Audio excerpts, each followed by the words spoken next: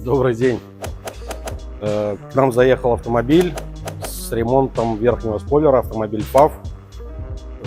После какого-то физического воздействия, то есть у нас был утерян один из кронштейнов. Пробуем его восстановить по методу стоматологии, то есть мы туда внутрь наращиваем штифты. Все это будем сейчас заливать смолой, ну и после этого обрабатывать, красить. То есть технология не самая сложная, все получится отлично.